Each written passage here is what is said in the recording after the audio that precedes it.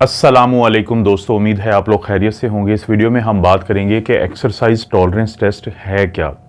बहुत सारे लोगों का ये सवाल होता है और दिल के मामलात को लेके तो ये शायद सबसे ज़्यादा पूछे जाना वाला भी सवाल है और एक ऐसा टेस्ट भी है जो सबसे ज़्यादा किया जाता है। इस टेस्ट को समझने के लिए, इसकी नोयत को समझने के लिए एक पहले मैं पर्सनल बात बता देता हूँ, एक वाक़या सुना देता हूँ। मेरे एक दोस्त हैं डॉक्टर, तो उनको दिल का अटैक हुआ कुछ दिन पहले, कुछ महीने पहले आप कह सकते हैं। जब उनको दिल का अटैक हुआ तो अपने ऑफिस में बैठे थे, क्लिनिक में बैठे थे, अचानक ही उनको चेस्ट पेन हुआ। उसके बाद उनको हॉस्पिटल लेके गए और जब हॉस्पिटल में उनकी एंजियोग्राफी की गई तो पता चला कि उनकी दिल की जो छोटी दो नालियाँ होती हैं उनके अंदर क्लॉटिंग का इशू था, जहाँ पे फिर स्टेंट डाला गया और उन क्लॉट्स को हटा दिया गया था।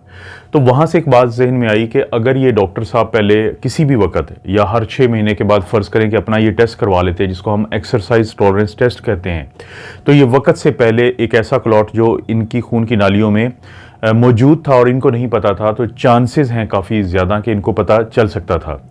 लेकिन अगर ऐसा मुमकिन नहीं है कि कोई शख्स हर कुछ अरसे के बाद अपना एक्सरसाइज टॉलरेंस टेस्ट नहीं करवा सकता, तो फिर उसको अपनी लाइफ में क्या एक ऐसी तब्दीली लानी चाहिए कि जिससे वो इस तरह के किसी भी बड़े सानहे से बच सकता है। इसका फिर मैंने खुद जो अपने लिए हल निकाला था कि उसके बाद से रोज़ाना में मैंने एक अपनी पार्क में जाके एक रूटीन शुरू की कि जिसके आखिर में आपको समझ आ जाएगी कि उसका और एक्सरसाइज टॉलरेंस टेस्ट का क्या आपस में ताल्लुक़ बनता है। मैं रूटीन में ये करता था कि मैं रोज़ाना पार्क जाता था, उसके बाद पहले कुछ मिनट्स के लिए वॉक करता था, उसके बाद कुछ मिनट्स के लिए मैं ज़्यादा तेज़ी से चलता था और उसके बाद कुछ मिनट्स के लिए मैं जॉगिंग पे आ जाता था और फिर आहिस्ता आहिस्ता कोशिश करता था कि मज़ीद आखिरी 2-4 मिनट में जॉगिंग की स्पीड को ज़्यादा बढ़ाऊँ। और जब ये सब कुछ हो चुका होता था तो उसके आखिर में या पूरे प्रोसेस के दौरान मैं ये सोचता था कि क्या मुझे चेस्ट पेन हुआ, क्या मेरा सांस इतना ज़्यादा ख़राब हुआ कि मैं बेहाल हो गया, या फिर जब मैं स्लो डाउन हुआ, जब मैं इस पूरी रूटीन के बाद मैं जब रुका हूँ तो उसके बाद मेरी कैफियत कैसे रही। तो इसका जायज़ा लेने के बाद मुझे पता चल जाता था कि क्या खुदा न खास्ता अब मेरा कोई सूरत हाल जो खून के नालियों की है, जो दिल की खून की नालियाँ हैं, क्या उनमें ख़राबी हो सकती है या नहीं। ये एक तरह से मेरा अपना एक एक्सरसाइज टॉलरेंस टेस्ट था। अगर हम इस टेस्ट की बात करें, जो एक्सरसाइज टॉलरेंस टेस्ट का लफ्ज़ी मतलब क्या है कि एक ऐसा टेस्ट जो आपका इम्तिहान लेता है कि आप कितनी ज़्यादा जो एक्सरसाइज है, मुशक्क़त है, स्ट्रेस है, आप उसको बर्दाश्त कर पाते हैं या आपका जिस्म बर्दाश्त कर पाता है, या कहें तो आपका दिल और फेफड़े उसको बर्दाश्त कर पाते हैं। क्योंकि जैसे ही हम एक्सरसाइज करते हैं, जैसे ही हम भाग दौड़ शुरू करते हैं, तो उसके बाद से हमारे दिल की धड़कन बढ़ती है, हमारा ब्लड प्रेशर बढ़ता है। ये फिजियोलॉजिकल रिस्पॉन्स है, ये नॉर्मल रिस्पॉन्स है, क्योंकि उस वक्त हमारा पूरा जो जिस्म है या हमारे जो मसल्स हैं उनमें ऑक्सीजन की जो इस्तेमाल है वो ज़्यादा हो जाता है। तो ऑक्सीजन के उस ज़्यादा इस्तेमाल को मुहैया करने के लिए जो दिल है वो दो तरीके से अपनी जो परफॉर्मेंस है, अपनी जो एक्टिविटी है उसको बढ़ाता है। एक तो दिल की धड़कन या रफ्तार को बढ़ा के, हार्ट रेट को बढ़ा के, इसको हम क्रोनोट्रोपिक इफेक्ट कहते हैं, और एक दिल की कुव्वत को बढ़ा के, पावर को बढ़ा के, जिसको हम आइनोट्रोपिक इफेक्ट कहते हैं। और इन दोनों के नतीजे में हमें हार्ट रेट यानी दिल की रफ्तार ज़्यादा होती हुई मिलती है और ब्लड प्रेशर ज़्यादा होता हुआ मिलता है। तो ये जो टेस्ट है ये इस चीज़ को देखने की कोशिश करता है कि अगर खुदा ना खास्ता किसी की खून की नालियाँ, जिनको हम कोरोनरी आर्टरीज कहते हैं, जो दिल की खून की नालियाँ होती हैं, अगर उनके अंदर कोई क्लॉट ऐसा पड़ा है जो खून के बहाव को किसी भी वक्त रोक सकता है या आने वाले दिनों में रोक सकता है, तो हम उसे पहले ही मालूम करने की कोशिश करते हैं। क्योंकि जैसे ही हम एक्सरसाइज शुरू करेंगे या जैसे ही हम वो एक्टिविटी शुरू करेंगे जो इस टेस्ट में होती है, तो उसके बाद से हमारा दिल की धड़कन और बढ़ जाएगी, हमारे जो हार्ट के मसल्स हैं उनकी एक्टिविटी बढ़ जाएगी, तो उनकी ऑक्सीजन की डिमांड भी बढ़ जाएगी।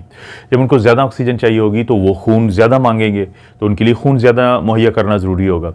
लेकिन और उस वक्त जो खून की नालियाँ हैं जिनको हम कोरोनरी आर्टरीज कहते हैं, अगर उसमें कोई ऐसी रुकावट है, कोई ऐसा क्लॉट है जो उस डिमांड को तो मुहैया कर रहा था जो हम आराम से सुकून से बैठे होते हैं, लेकिन जब वो डिमांड बढ़ जाएगी तो उस दौरान हो सकता है कि वो मुहैया ना कर सके, तो उसके नतीजे में फिर हमें कुछ हमारे जिस्म में तब्दीलियाँ आएंगी। जैसे हमें चेस्ट पेन हो सकता है, घबराहट हो सकती है, हो सकता है कि हमारा ब्लड प्रेशर में कोई तब्दीली आ जाए, हो सकता है कि हमारे सांस में तब्दीली आ जाए, तो जिसके नतीजे में फिर हम पता करते हैं कि हमारा एक्सरसाइज टॉलरेंस टेस्ट पॉजिटिव है या नेगेटिव है, हमारी खून की नालियाँ क्लियर होने के चांसेस ज़्यादा हैं या खुदा न खासा उसमें चांसेस हैं कि वो क्लियर नहीं है बल्कि उसमें क्लॉट हो सकता है।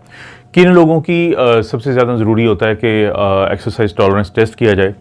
कहा जाता है कि वो लोग जिनको दरमियाने दर्जे के चांसेस होते हैं दिल के अटैक होने के। मिसाल के तौर पे अगर एक यंग लड़का है 25 साल का, उसको ना कोई शुगर है, ना कोई ब्लड प्रेशर है, ना कोई और प्रॉब्लम है, तो उसके लिए आमतौर पे जब उसको छोटा मोटा चेस्ट पेन होगा तो उसके मस्कुलर होने के चांसेस हैं। और उसका अगर आप एक्सरसाइज टॉलरेंस टेस्ट या ईटीटी या जिसको एक्सरसाइज ट्रेडमिल टेस्ट भी कहते हैं, अगर वो करवाएंगे और वो पॉजिटिव भी आ जाता है तो वो हो सकता है कि वो पॉजिटिव जो है वो गलत पॉजिटिव हो, जिसको फॉल्स पॉजिटिव कहते हैं, क्योंकि इसमें लो प्रोबेबिलिटी थी। इसी तरह से एक शख्स है जिसकी उम्र ज़्यादा है, फ़र्ज़ करें कि 60-70 साल है, उसको शुगर है, ब्लड प्रेशर है, उसको उसके और भी मोटापा है, उसको वो सिगरेट पीता है, कोलेस्ट्रॉल का भी प्रॉब्लम है। अब अगर आप उसमें कोशिश करेंगे कि एक्सरसाइज टॉलरेंस टेस्ट किया जाए और वो अगर नेगेटिव आ गया, तो क्योंकि इतने ज़्यादा रिस्क फैक्टर की मौजूदगी में प्रोबेबिलिटी या चांसेस या अमकानात ज़्यादा हैं दिल के मसले के, तो सिर्फ एक्सरसाइज टॉलरेंस टेस्ट की बुनियाद पर आप इसको रूल आउट नहीं कर सकते। आप नहीं कह सकते कि ये जो चेस्ट पेन होता है इस शख्स को ये दिल की वजह से नहीं है, तो ये हाई प्रोबेबिलिटी है, तो इसमें आमतौर पे हम एंजियोग्राफी की तरफ ही जाएंगे। तो इंटरमीडिएट प्रोबेबिलिटी उसे कहते हैं कि जिसमें 15 से 75% चांसेस होते हैं कि ये दिल का मसला हो सकता है। जैसे कोई 40 साल का शख्स है, उसको शुगर का अकेला मसला है, लेकिन अब उसको चेस्ट पेन होता है, तो ईसीजी नॉर्मल आ रही है लेकिन चेस्ट पेन चल रहा है, तो फिर चांसेस हैं कि ये दिल का ना मसला हो। तो उसको जांचने के लिए फिर हम करते हैं exercise tolerance test. Stable angina एक ऐसा एंजाइना होता है जिसमें कोई शख्स जब चलता फिरता है तो उसको चेस्ट पेन होता है और ईसीजी में आमतौर पे ठीक आता है, तो वो कैंडिडेट होता है अगर उसमें कोई रिस्क फैक्टर भी हैं। इसी तरह से वो लोग जिनको पहले से अटैक हुआ था लेकिन अब वो अपने दिल की परफॉर्मेंस का जांचना चाहते हैं तो उनका एक्सरसाइज टॉलरेंस टेस्ट किया जाता है। इसी तरह से जो एथलीट्स होते हैं उनकी परफॉर्मेंस जांचने के लिए एक्सरसाइज टॉलरेंस टेस्ट किया जाता है। इसी तरह से अगर कोई शख्स कोई सफ़र करना चाहता है दुनिया का, लेकिन वो चाहता है कि क्योंकि उसकी उम्र ऐसी है कि वो अपने दिल की परफॉर्मेंस देखने के बाद जाना चाहता है ताकि उस स्ट्रेस को बर्दाश्त कर सके जो उसको सफ़र के दौरान होगा, तो उसके लिए एक्सरसाइज टॉलरेंस टेस्ट बड़ा ज़रूरी है। किनका नहीं होना चाहिए? वो लोग जिनको दिल का अटैक चल रहा हो, वो लोग जिनको अनस्टेबल एंजाइना हो। अनस्टेबल एंजाइना ज़्यादा शिद्दत का हो का मतलब ये है कि उनको बैठे बैठे भी चेस्ट पेन होता है, उनकी ईसीजी में भी तब्दीली आ रही है, तो इसलिए उनकी ज़रूरत ही नहीं है कि आप उनका एक्सरसाइज टॉलरेंस टेस्ट करें। अगरचे बहुत कम चांसेस हैं लेकिन फिर भी खुदा न खासा यानी हज़ारों में से किसी एक को इस टेस्ट के दौरान अगर दिल का अटैक हो जाए तो वो जानलेवा साबित भी हो सकता है। तो इसलिए इस चीज़ को भी आपने समझना है। वो लोग जिनको अरिदमिया हो, दिल की धड़कन जो है वो बेतरतीब हो, तो उनका नहीं होना चाहिए। वो लोग जिनको एक वेल्व होता है आयोर्टिक वेल्व के, जो खून का जो हमारे दिल का बड़ा पंप है जिसको लेफ्ट वेंट्रिकल कहते हैं, जो वो खून पूरे जिस्म में फेंकता है, तो उससे जो नाली निकलती है उसको हम कहते हैं आयोर्टा। तो उसका जो वेल्व होता है, उसका जो दरवाज़ा होता है, अगर उसका कोई बहुत बड़ा मसला है तो इन लोगों का हम नहीं करते यानी एक्सरसाइज टॉलरेंस टेस्ट। इसी तरह से वो लोग जो जोड़ों के मरीज़ होते हैं तो उनका ये दौड़ने वाला नहीं करते, तो उनकी और ऑप्शंस होती हैं। इसी तरह से वो लोग जो बहुत ज़्यादा घबरा जाएं या वो उनका बिल्कुल वो इस चीज़ के लिए राज़ी ना हो कि वो ये टेस्ट करवाने के लिए, तो उनका नहीं करते। और वो लोग जिनका ब्लड प्रेशर बहुत ज़्यादा हो, अगर किसी का ब्लड प्रेशर जो है फ़र्ज़ करें कि 200 या उससे ज़्यादा है या नीचे वाला भी 120-125 से ज़्यादा है, तो इनका भी हम नहीं करते। इसी तरह से अगर किसी का ब्लड प्रेशर कोई बहुत ही कम हो यानी 80 हो ऊपर वाला, नीचे वाला 40 हो, तो उनका भी हम नहीं करते। तो इनको हम कहते हैं कॉन्ट्राइंडिकेशन। इनको हम कहते हैं वो मामलात के जिनमें इस तरह के जो मरीज़ हैं उनका जो एक्सरसाइज टॉलरेंस टेस्ट है वो नहीं करना चाहिए। ये 15 मिनट का टेस्ट है। आमतौर पे पूरा जो टाइम लगता है 30 से 45 मिनट लगते हैं। इसमें आप जाते हैं और कोशिश आपकी होती है कि उस दिन आपने हल्का सा खाना खाया हो और इससे टेस्ट से 1 घंटा पहले आपने कोई सिगरेट ना पी हो, कोई चाय ना पी हो स्ट्रॉन्ग वाली, और ताकि कोई भी चीज़ें आपके ऊपर असरअंदाज ना हो। अगर आप दिल की कोई दवाई खाते हैं तो जो शख्स आपका टेस्ट करेगा और जो आपका बुनियादी प्राइमरी डॉक्टर है, उन दोनों से आपने डिस्कस करना है कि ये दवाइयाँ आप खाते हैं तो इनमें से कोई रोकने की ज़रूरत है या नहीं ज़रूरत है। ये भी एक अहम बात है। आप जब पहुँचेंगे वहाँ पे तो पहले आपकी जो है वो चेस्ट जो होती है, अगर आपके बाल हैं वहाँ पे उनको साफ़ किया जाता है, वहाँ पे इलेक्ट्रोड लगाए जाते हैं और पहले आपकी एक नॉर्मल ईसीजी की जाती है लिटाने के बाद, जो रूटीन में होती है। इसको हम प्री टेस्ट ईसीजी कह सकते हैं। उसके बाद फिर ये जो आपके इलेक्ट्रोड्स लगाए जाते हैं ये काफ़ी जगहों पे तकरीबन 9-10 के करीब लगाए जाते हैं। फिर आपको ट्रेडमिल के दोनों तरफ आपने टांगें करके खड़ा हो जाना होता है। उसके बाद उसको जैसे ही चलाते हैं स्लो स्पीड पे, तो फिर आप ट्रेडमिल के ऊपर आ जाते हैं और फिर आप पहला फेज़ होता है वॉक करने का। बुनियादी तौर पे एक ख़ास प्रोटोकॉल है जिसको हम फॉलो करते हैं, इसको हम कहते हैं ब्रूस प्रोटोकॉल, और एक है modified Bruce protocol. Bruce protocol आम लोगों में फॉलो किया जाता है और मॉडिफाइड ब्रूस प्रोटोकॉल उन लोगों में फॉलो किया जाता है जिनका पहले से कोई दिल का प्रॉब्लम चल रहा हो, जिनकी उम्र बहुत ज़्यादा हो, जिनका डर हो कि खुदा ना खास्ता जो एक्सरसाइज टॉलरेंस टेस्ट है उस दौरान कोई इनकी जान को नुकसान होने का डर होता है। तो बड़ा ज़रूरी है कि आपका डॉक्टर पहले आपको असेस करेगा कि आप किस कैटेगरी में आते हैं, क्योंकि अक्सर का ये ब्रूस प्रोटोकॉल रूटीन का करते हैं, तो मैं उसकी बात करूँगा यहाँ पे मेनली। तो इसकी 7 स्टेजेस होती हैं और हर स्टेज 3 मिनट की होती है। आमतौर पे कहा यह जाता है कि कोई शख्स अगर 4 स्टेजेस तक कंप्लीट कर लेता है और उसमें कोई तब्दीली नहीं आती, जो आगे जाके मैं बात करूंगा, तो वो शख्स जो है वो फिट है, उसका एक्सरसाइज टॉलरेंस टेस्ट ठीक हो सकता है अगर उसमें कोई चेंजेस ना आए, जो आगे बात होगी। हर स्टेज 3 मिनट की है, 7 टोटल स्टेजेस हैं, 4 कम से कम पूरी कर लें तो बहुत अच्छी बात है। हर गुजरती हुई स्टेज के साथ जो ट्रेडमिल है, वो मशीन जिस पे आप दौड़ते हैं, तो उसमें 2 तब्दीलियां की जाती हैं। एक तो उसकी स्पीड को बढ़ाया जाता है, जैसे जो स्टेज 1 में 1.72 माइल्स पर आवर्स की स्पीड होती है, 1.72। दूसरी पे 2.5 माइल पर आवर्स की स्पीड होती है। तीसरी पे 3.4 माइल पर आवर की स्पीड होती है। चौथी पे 4.2 माइल्स पर आवर की स्पीड होती है। पाँचवीं पे 5 माइल्स पर आवर की होती है। छठी पे 5.5 माइल्स पर आवर की स्पीड होती है। और 7वीं और आखिरी जो स्टेज होती है, जो सुपर एथलीट्स वगैरह के लिए होती है, तो वो 6 माइल्स पर आवर की स्पीड होती है। एक तो ये तब्दीली की जाती है कि हर जो स्टेज है 3 मिनट के बाद उसकी स्पीड बढ़ाई जाती है, और स्पीड जैसे बढ़ेगी तो जाहिर है कि आप उसी हवाले से अपनी जो है चलने की रफ्तार को बढ़ाएंगे उस ट्रेडमिल के ऊपर या दौड़ने वाली मशीन के ऊपर। और इसी तरह से दूसरी जो चीज़ बढ़ाई जाती है वो ग्रेडियंट होता है। ग्रेडियंट क्या होता है कि जो मशीन है उसकी इंक्लाइनेशन, उसकी हाइट, जैसे आप पहाड़ियों पर चढ़ना शुरू हो जाते हैं, वो बढ़ाई जाती है। शुरू किया जाता है 10% से, फिर हर स्टेज के साथ 2% बढ़ाते हैं और आखिरी स्टेज तक जाते जाते ये यानी 10 से 12% हो जाएगी, फिर 14%, फिर 16%, फिर 18 और फिर 20% लास्ट में आता है। तो ताकि आपको थोड़ी मुशक्क़त में डाला जाए। सबसे पहले जब आपकी ईसीजी हो गई पहले, फिर आपका पहला ब्लड प्रेशर भी चेक किया जाता है, फिर आप चलना शुरू करते हैं, 3 मिनट तक चलते रहते हैं। मुसलसल मॉनिटर के ऊपर आपकी ईसीजी आ रही होती है, आपकी सैचुरेशन को चेक किया जाता है, आपका हार्ट रेट आ रहा होता है, और आपकी एक और ख़ास चीज़ आती है जिसको हम मेट कहते हैं, मेटाबॉलिक इक्विवेलेंट टर्म इसको कहते हैं, कि आपका जो ब्रेन है, आपका जो पूरा जिस्म है, वो कितनी ऑक्सीजन इस्तेमाल कर रहा है। यानी अगर मैं सुकून से बैठा हूँ आराम से, यानी अपनी ज़िंदगी बचाने के लिए जो मुझे ऑक्सीजन चाहिए वो 3.5 ml पर kg पर मिनट चाहिए, ये मेरा MET 1 है। अब इसके बाद जो है तकरीबन 0.8 to 0.9 हर फेज़ पे जैसे जैसे हम आगे बढ़ते हैं स्टेजेस पे ब्रूस प्रोटोकॉल की, तो हमारा जो MET है वो तब्दील होता है और वो आगे कंप्यूटर के मॉनिटर पे लिखा हुआ आता है।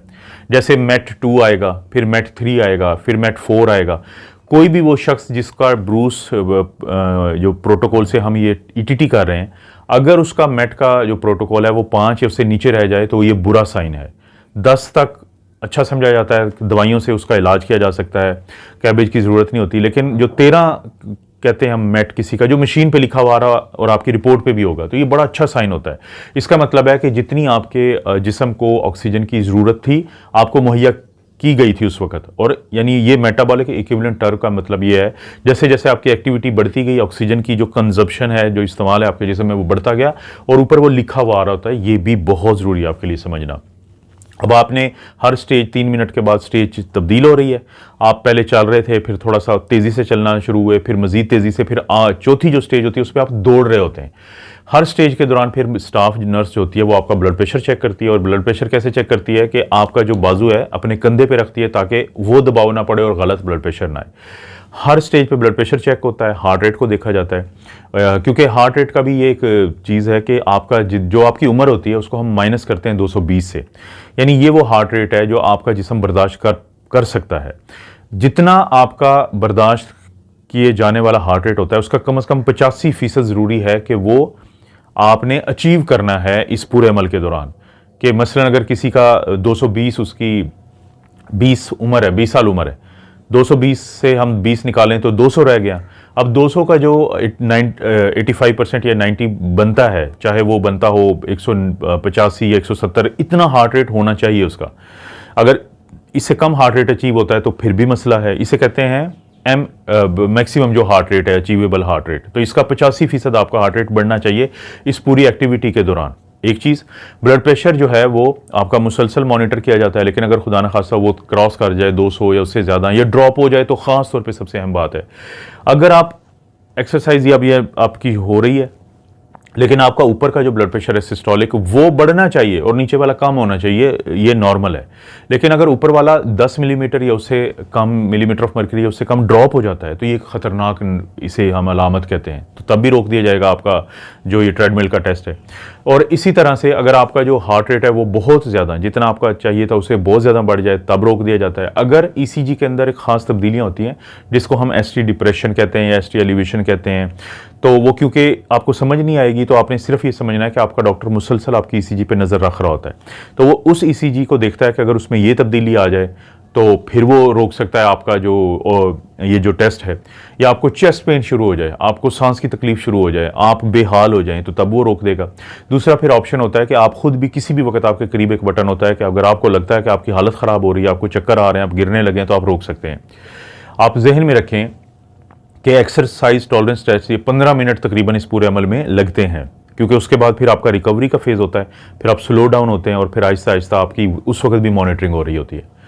एक्सरसाइज टॉलरेंस टेस्ट आपने शुरू किया, जितना जल्दी आपको कोई गड़बड़ हो गई, जितना जल्दी आपको अलामात आ गई, जितना जल्दी आपकी ईसीजी में तब्दीली आ गई, तो उतना वो आपका एक्सरसाइज टॉलरेंस टेस्ट ख़राब आएगा, उतना ज़्यादा आपकी बीमारी की शिद्दत हो सकती है। लेकिन जितना लेट जाके आएगा, अगरचे मसला तो फिर भी होगा, लेकिन उतने कम चांसेस हैं कि आपका जो बीमारी की शिद्दत है, कोरोनरी आर्टरी डिजीज़ जिसको हम कहते हैं, तो उसकी जो प्रॉब्लम है वो उसकी शिद्दत हो सकता है कम हो। तो ये जो एक्सरसाइज टॉलरेंस टेस्ट है ये बड़ा ज़रूरी टेस्ट है। आपके जो डॉक्टर हैं वो आपको एडवाइस इसलिए करते हैं कि उनको लगता है कि उनको काफ़ी मदद मिलेगी आपकी खून की जो वो नालियाँ जो दिल के पट्टों को खून देते हैं उनके बारे में जानने के लिए, जांचने के लिए। तो अपने ये टेस्ट समझना है, आपने ज़रूर समझना है इस टेस्ट को। इस वीडियो से समझ नहीं आती तो गूगल करें, आपको समझ आ जाती है तो दोस्तों से ये वीडियो ज़रूर शेयर कर लें, उनको पता चलेगा कि ये क्या चीज़ है, इसके अंदर बेसिकली क्या बात की गई है। और दोस्तों ये थी एक्सरसाइज टॉलरेंस टेस्ट के बारे में। अगर आप दूध पीते हैं या दूध से बनी हुई चीज़ें खाते हैं और आपका पेट ख़राब हो जाता है, आपको पेट का दर्द होता है, लूज मोशन आ जाते हैं, तो ये वीडियो आपने देखनी है, डिस्क्रिप्शन में लिंक मिलेगा।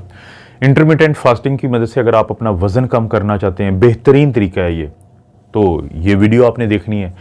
और इसी तरह से एक और वीडियो जो है वो आपके हेल्थ से मुतालिक है कि अगर आप उसको देखना चाहें उसका भी डिस्क्रिप्शन में नीचे लिंक दे दूंगा, तो वो भी आप देख सकते हैं। ये भी बहुत अच्छी वीडियो है आपकी सेहत के लिए।